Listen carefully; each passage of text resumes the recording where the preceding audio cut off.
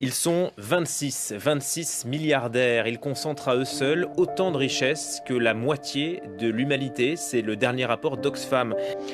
Une poignée de milliardaires plus riches que 60% de la population mondiale. C'est ce qu'a révélé récemment l'Oxfam.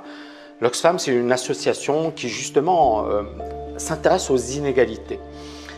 Et l'Oxfam a relevé la chose suivante. 2153 milliardaires du globe détiennent désormais plus d'argent que 60% de la population mondiale, c'est-à-dire 4,6 milliards de personnes. Donc vous imaginez, tu as d'un côté 2000 personnes qui ont plus d'argent que 4,6 milliards de personnes.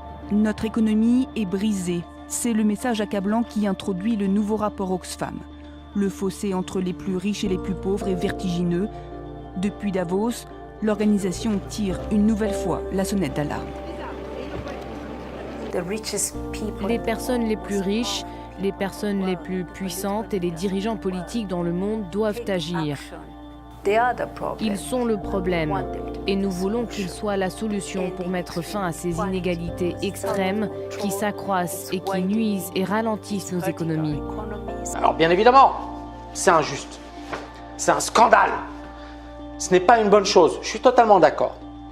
Autre point important, c'est que 1% de la planète détient plus de 2 fois la richesse de 90% de la population. C'est-à-dire 6,9 milliards de personnes. On n'avait jamais vu ces inégalités auparavant. C'est du jamais vu dans l'histoire économique. Alors oui, il y avait des inégalités auparavant, c'était même pire, parce qu'il y avait l'esclavage, il y avait des gens qui n'avaient aucun droit, il y avait des gens qui étaient les maîtres et il y avait les esclaves ou les serviteurs ou ce que vous voulez. Et donc la situation a beaucoup évolué, mais toujours est-il que les inégalités sont toujours là. Il y a 7 milliardaires qui possèdent plus que 30% des plus pauvres. Et en France, on note une hausse des inégalités, avec 400 000 personnes qui ont basculé sous le seuil de pauvreté. Il y a désormais 9,8 millions de pauvres en France, c'est-à-dire 14,7% de la population. Selon le rapport, entre 2017 et 2018, un nouveau milliardaire est apparu tous les 2 jours. 26 personnes se répartissent aujourd'hui autant de richesses que la moitié la plus pauvre de l'humanité. Selon Oxfam, le nombre de milliardaires a doublé depuis la crise financière de 2008. Les plus riches bénéficient non seulement d'une fortune en pleine expansion, mais aussi de niveaux d'imposition les moins élevés depuis des décennies. Jeff Bezos, le patron d'Amazon, est l'homme le plus riche du monde. Sa richesse accumulée l'an dernier a atteint 112 milliards de dollars. 1% de sa fortune correspond au budget santé de l'Éthiopie. Donc, maintenant, il y a 2 manières de voir les choses. Comment on va faire face à ça, les inégalités? Il y a la première approche, c'est macro.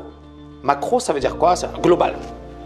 On fait partie d'un groupe, le groupe des gens qui sont désespérés, le groupe des gens qui en ont marre, le groupe des gens qui se disent moi je veux plus de ce système, je n'accepte plus ce système. C'est-à-dire on fait partie de la majorité, moi j'en faisais partie pendant pas mal de temps. Et donc il y a plusieurs manières de faire, de procéder. Première manière, c'est de manifester. Tu sors dans la rue, tu fais la grève, tu participes avec les gilets jaunes à des manifestations, etc. Tu te fais entendre. Deuxième manière de résister, c'est le vote. Tu votes pour finalement un homme politique ou une femme politique qui va dans ton sens et qui, selon toi, va changer la donne. Ça explique pourquoi aujourd'hui l'extrême droite et l'extrême gauche est en train de monter. D'accord? Parce que les gens pensent que l'extrême droite ou l'extrême gauche a la solution. Et enfin, dernier point, on prie et on espère et on se dit j'espère que l'État il va me sauver.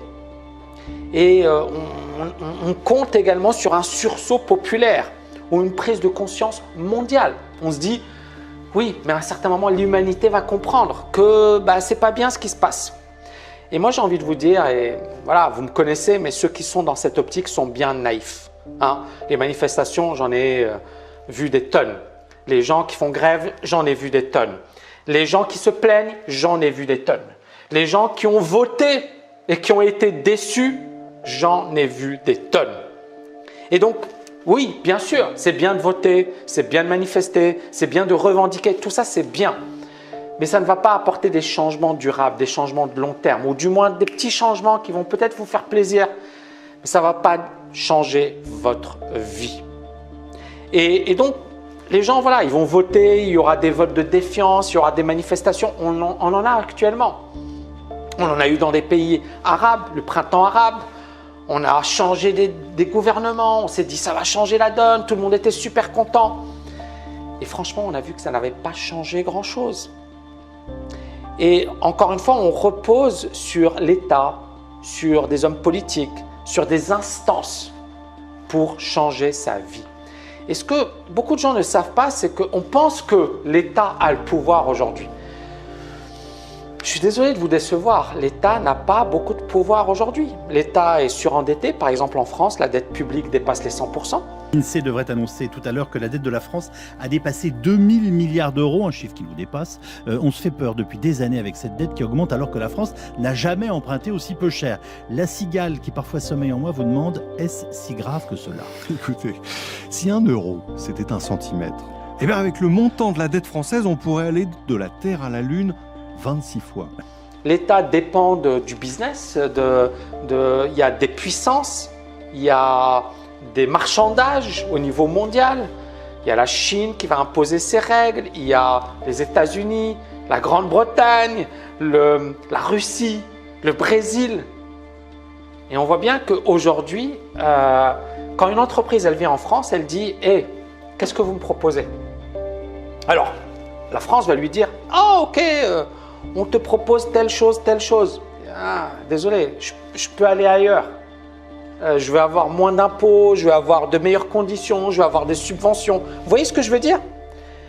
Et donc, l'idée, elle est là, c'est que finalement, un État, il peut rien dire à une entreprise, à Google. Il ne va pas lui dire hey, « je t'oblige à t'installer en France. » Non, Google va lui dire « Écoute, je m'installe en Irlande, je vais au Luxembourg parce que c'est plus sympa pour moi. » Non. Et ensuite, les ministres vont dire « Ouais, non mais il faut payer les impôts. » Et Google leur a dit « Ouais, voilà, 2% c'est beaucoup quoi. » Non mais c'est véridique ça. Donc les États sont faibles et c'est pas méchant voilà, l'État a un rôle à jouer. Il a une importance. Mais ce que je veux dire, c'est qu'il n'a pas une capacité de négociation face aux multinationales.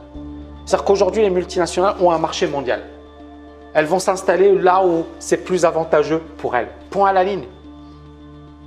Et donc, les multinationales ont cette capacité d'imposer leurs lois et de faire jouer la concurrence entre les pays. Et moi, je vais même vous choquer. Je pense que quand on parle d'État démocratique, il y a beaucoup de gens qui disent la démocratie, l'État, on va voter. Mais en fait, on s'aperçoit même qu'il y a eu, par exemple, durant les élections en France en 2017, une abstention importante. Et cette abstention, elle a été souvent chez les plus jeunes, les moins de 30 ans. Et ceux qui ont voté le plus, ce sont les personnes âgées. Et en fait, on s'aperçoit que ceux qui votent, ce ne sont pas forcément les personnes qui ont le plus besoin des politiques. Vous voyez ce que je veux dire? Mais ce sont ceux qui, finalement, font le job. Et donc, c'est pour ça que je disais, il y a un problème parce que finalement, ceux qui ont réellement besoin de certaines décisions, etc., ne font pas l'effort d'aller voter avec une abstention qui dépasse les 25% et 12% de vote blanc. Donc, ça, c'est la première chose. On voit, voilà, problème des votes, problème de manifestation, les multinationales, la puissance, etc. des multinationales. Donc, qu'est-ce qu'on peut faire? Il y a le niveau micro. D'accord? Le niveau micro, c'est quoi? C'est au niveau individuel. C'est qu'est-ce que je vais faire pour me libérer financièrement? Est-ce que je dois prier et espérer que l'État va régler ma situation? Et au niveau individuel, c'est clair que quand on voit la courbe de l'éléphant, la courbe de l'éléphant, c'est une courbe qui a été développée ou créée par un ancien banquier, l'ancien chef économiste de la Banque mondiale, Branko Milanovic. Dans cette courbe de l'éléphant, on voit que tout en haut, il y a les salaires des cadres dans les pays émergents, les pays en voie de développement. Et on voit que les salaires des cadres moyens, des classes populaires dans les pays riches, ils ont diminué. Et on voit tout en haut l'élite qui ne fait que s'enrichir. Donc on en revient sur ce que je disais au début. Les riches deviennent de plus en plus riches et les pauvres s'appauvrissent. Et donc la solution pour vous, c'est quoi? C'est de réfléchir comme un investisseur, stratège et millionnaire. C'est-à-dire que vous devez devenir un investisseur. C'est 1% s'ils se sont enrichis, c'est parce qu'ils sont dans la bourse, c'est parce qu'ils sont investis, c'est parce qu'ils ont des actifs. D'accord? Donc il faut vraiment avoir un raisonnement qui consiste à dire, ok, soit je vis cool, je continue ma société de consommation, je dépense l'intégralité de mon salaire et la vie est belle. Soit je me prends en main aujourd'hui, d'accord? Pas dans 10 ans, pas dans 20 ans, je me prends en main aujourd'hui. Donc je change mon état d'esprit, je bosse plus dur que les autres, j'investis, d'accord? Pourquoi pas, j'envisage de créer un business, j'envisage de gagner beaucoup plus d'argent, d'accord? Je rentre dans le mouvement agir. Il y a des gens qui subissent, qui prient, qui font grève, qui manifestent. Et il y a des gens qui sont dans le mouvement agir. Et le mouvement agir, il y a ce que l'on appelle les investisseurs, stratèges et millionnaires. Et c'est pour moi la seule solution plausible. Je ne dis pas que manifester ce n'est pas bien, que faire grève ce n'est pas bien, que voter ce n'est pas bien. Je dis juste que ce n'est pas suffisant et que, en fait, c'est comme si on ne prenait pas ses responsabilités, on n'assumait pas ses responsabilités. Vous êtes responsable de votre vie, de votre situation, d'accord? Donc à un certain moment, il faut regarder la réalité en face. Soit tu rêves, tu espères, tu dis je compte sur l'État, je compte sur les hommes politiques, je compte sur ma boîte, je compte sur…